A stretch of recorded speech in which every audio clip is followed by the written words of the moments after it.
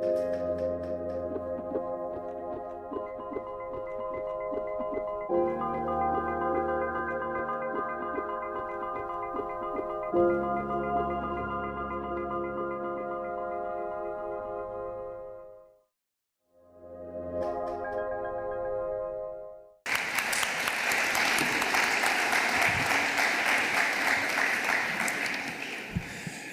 and gentlemen, Excellencies, thank you very much for inviting us to present our thoughts on carbon pricing. We means the Federation of the German Industry, BDI, and German Watch and the Research Institute, MCC, are gathering forces, and together we want to show a very simple thing. First, that there is no trade-off, no fundamental conflict between climate policy, economic growth, and competitiveness. And these three goals can be reconciled when carbon pricing is designed in a reasonable and in a smart way. Now, what I would like to do is, for the next few minutes, to convince you that carbon pricing is important. And at first glance, this sounds a little bit odd because many people are talking about the declining costs for PV, photovoltaic and wind, and also about a lot of technological breakthroughs in the era of renewables.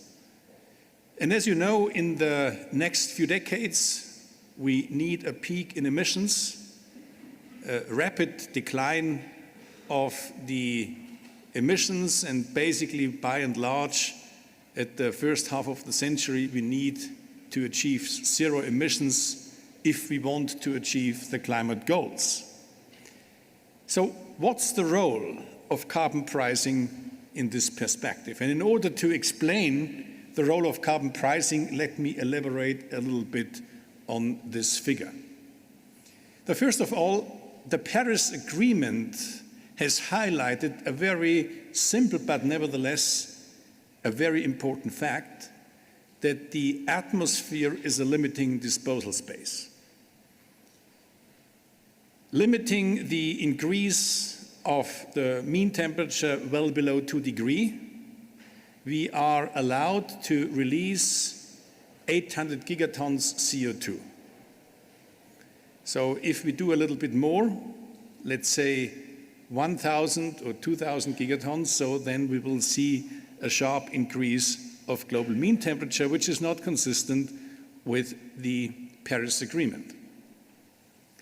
Now, if we look about the resource and reserve of the fossil fuels, we see that we have basically 15,000 gigatons CO2 underground as coal and gas and oil.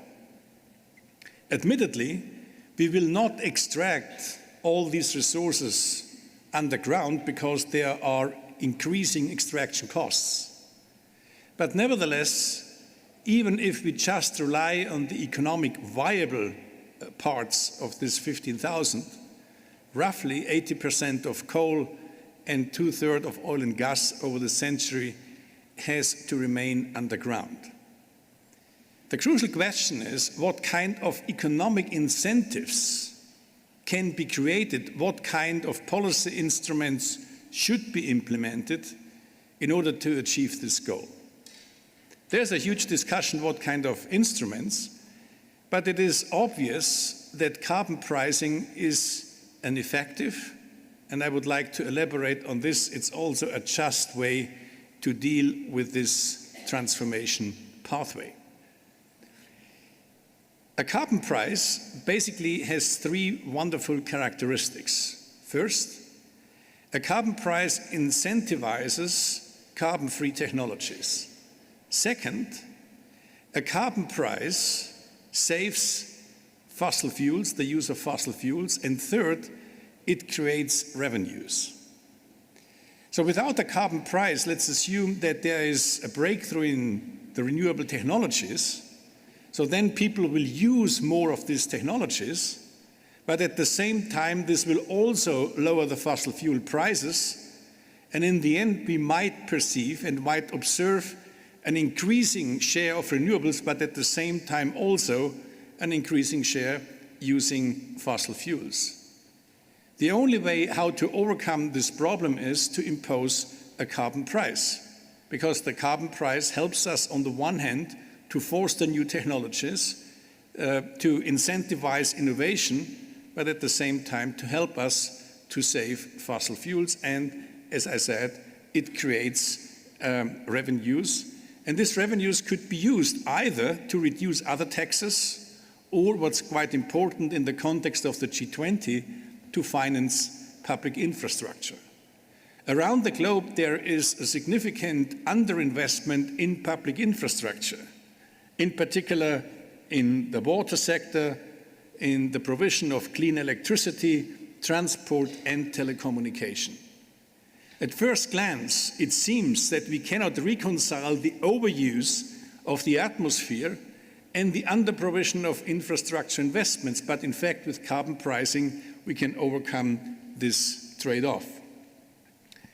So if we look at the infrastructure investments which are needed in the G20, we see this is a number around 80 trillion US dollar in the sectors of telecommunication, water and sanitation, transport and energy, and the majority of these investments have to go to the upper middle income countries. And therefore, a carbon pricing scheme has to comprise two important components. The first one, what is needed, is the phase out of fossil fuel subsidies. And secondly, we need an increasing carbon price, because only an increasing carbon price incentivizes the new technologies we needed. Now, you might think this carbon pricing idea is just something which academics would like to propose.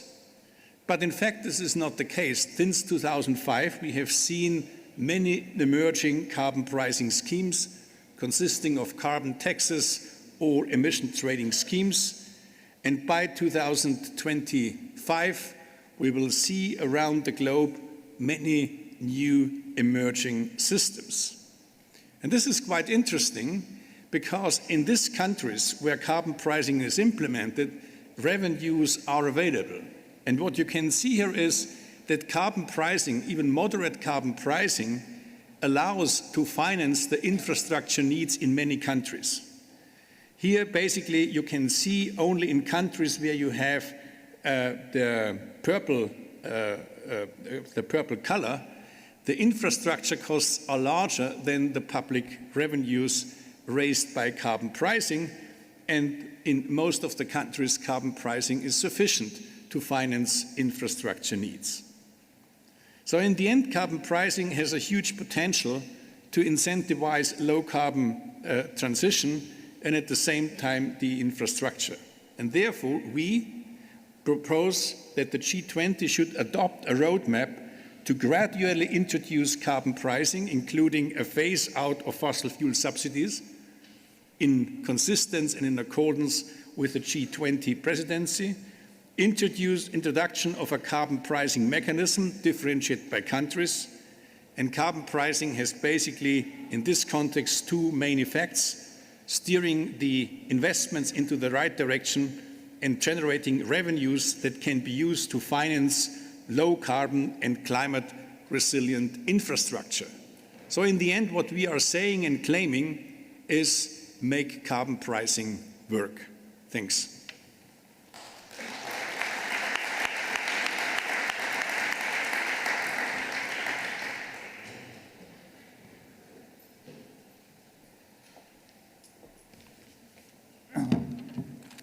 Thank you for the invitation. Climate and a stable climate is peace and development. Climate is business. The last sentence was the key sentence the German Chancellor Merkel and Donald Trump discussed a few days ago during lunch. Carbon pricing is not the silver bullet. We need clearly a mix of instruments. But if we want to reach the targets from Paris the temperature limits of Paris, it's also quite clear that without a double carbon price signal, it will be very difficult to reach this.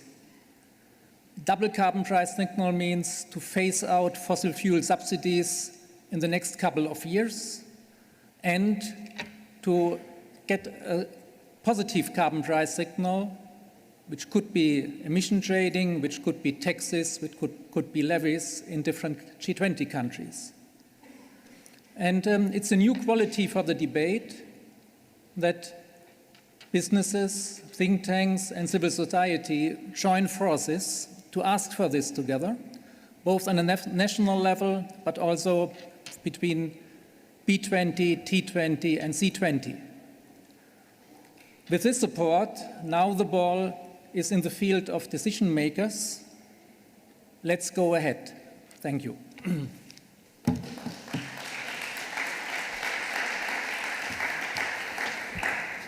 Yeah, thank you for having us here with our small initiative. Well, carbon pricing definitely will not happen as a one-size-fits-all solution. It's going to come in many ways. So every nation has to find its own nationally suitable way to do it. But to coordinate these approaches is of the biggest importance we see.